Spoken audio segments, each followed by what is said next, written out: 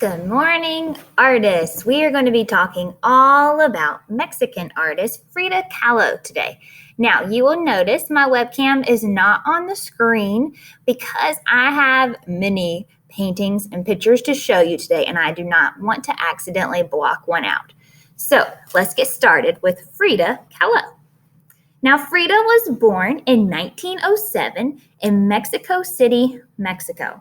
She was extremely proud of her Mexican heritage.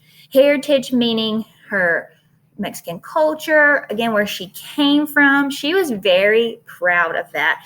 And she would use different imagery and colors inspired by her heritage in her paintings. Frida Kahlo is one of the most iconic artists of all time because of her paintings, but also because of her personal style. She's best known for her self-portraits, and when you look at her self-portraits and again her personal style, you will see she wears large traditional dresses. She likes to wear flowers in her hair, and then, the most obvious, she had a very large unibrow.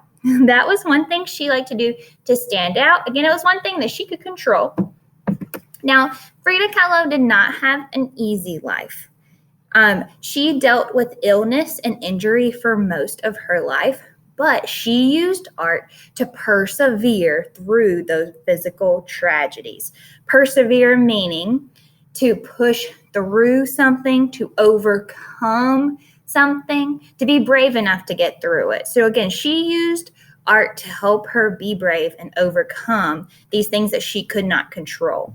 When she was 6, she had a disease called polio, and it greatly affected her legs and her ability to walk for a little while. And again, it caused her a lot of pain as she got older. And then when she was 18, she was in a serious bus accident. This accident caused her to be bedridden, meaning that she could not get up out of the bed for many months. And she had to deal with that for most of her life, those back issues that came from that accident. Now, if you'll look at the picture above, you'll see she is laying down in bed. She has her canvas, she has her paint palette, and she is painting while laying in bed. So again, she used art to help persevere through these situations. She used art to help make her strong. Frida was married to another artist. His name was Diego Rivera. Frida and Diego had many unusual pets. Because of her childhood illness and accident, Frida spent most of her time in bed or at home. And Frida's animalitos, which is Spanish, Frida's animals brought her much joy. She even liked to add them in her paintings. So that's what we're going to be looking at today. She had several spider monkeys, parrots, macaws, parakeets, lots of different cats, dogs, and you saw a baby fawn in the other picture. She had many animals in her lifetime. And again, her pets were frequently shown in her paintings because they were so special to her. Frida's paintings reflect her emotions while dealing with injury and illness, her love for her Mexican heritage, and even her favorite pets. Frida is an inspiration because of her perseverance. We can use art to help us persevere through things and to express our emotions as well. Now, today we are going to be going in and we are going to be drawing a portrait inspired by Frida Kahlo's self-portraits.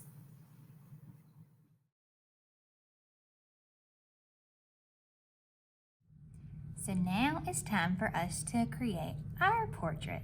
Now we are going to do a play on words for this one. You'll notice I didn't say a self-portrait. We are going to draw Frida Kahlo, okay? Since her pets were her favorite, we are going to again do a play on words and we're going to draw Frida Kahlo today. So what you're gonna do is I'm going to use a Sharpie because again, it shows up so good in my video. You may want to use a pencil, but I would recommend at least outlining it with a black marker before you color. Now what we're gonna do is we're gonna come to the middle of our page and we're gonna draw a nice big U.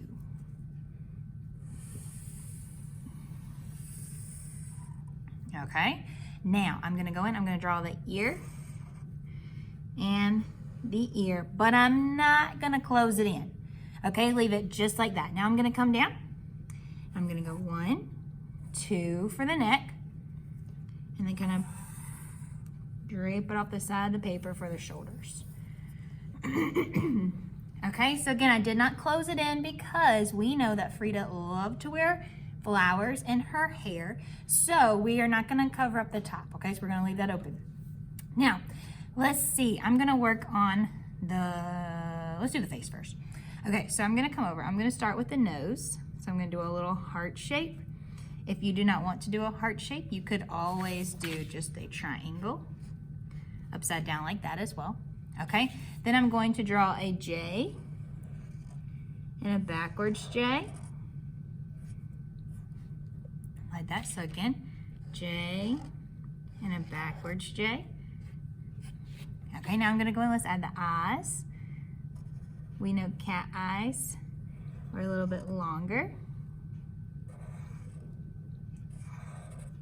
Okay, I'm gonna add the inside. You know I like to bounce back and forth so I can be sure I've got it just like I want it. There we go. Now I'm gonna add little eyelashes. Oh, my cat needs whiskers. 1, 2, 3. 1, 2, 3. Like that. Now, I am missing one very Frida characteristic. I need some eyebrow. Bounce over like that. I'm gonna kind of go over, make it a little darker. There we go. Again, I'm leaving that part open. Okay, now let's come down and let's add some clothes. Now, Frida, again, she loved to wear very bright clothing, so I am going to give her like a sweater. I'm gonna draw a little line right there. And then I'm gonna go in, I'm gonna give her a necklace.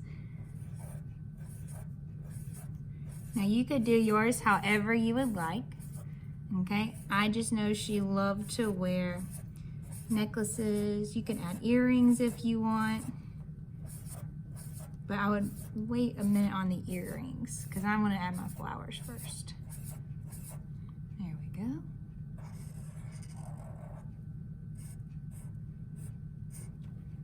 Very good.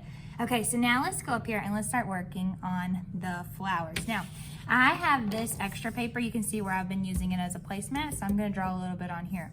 What are some flowers I could do? Well, we could do a simple flower. All right? You could do one just made of a wavy line.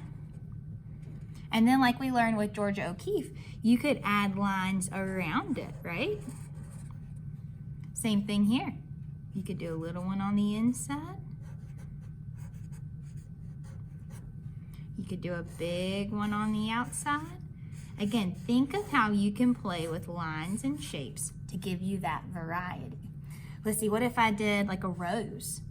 I could start with an oval and a U and a smiley face, or excuse me, a spiral, wrong word. I could do a tulip. So again, a U with a zigzag. There's lots of different flowers you could do. So what you're gonna do is then come over and just start with those. So I'm gonna start with just that simple one. There we go. I don't really wanna draw over the ear because I do want people to know that it is a cat. And I'm gonna add that little extra detail line behind it. There we go. Okay, now I'm gonna do a little wavy one over here.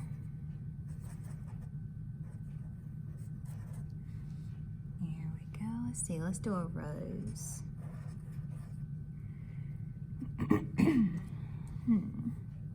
Here's another one. Kind of do like a triangle and a wave. Triangle, wave. Again, think of how you want to do your flower. You may have a different way of doing it. Kind of like a carnation. There we go. I'm gonna add a little one right there. Kind of get some good variety. And let's keep going. We could add a tulip.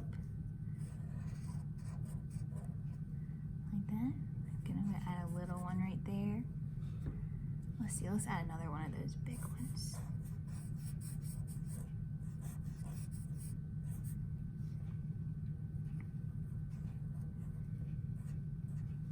So again, that's just a few, and you could really add as many on there as you want. That is totally your choice.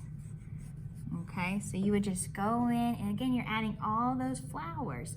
Now, I'm gonna go in and I'm going to start adding color next. Now, when you are completely finished, please don't forget to complete your exit ticket. And then also, you can find your bonus activity on this page.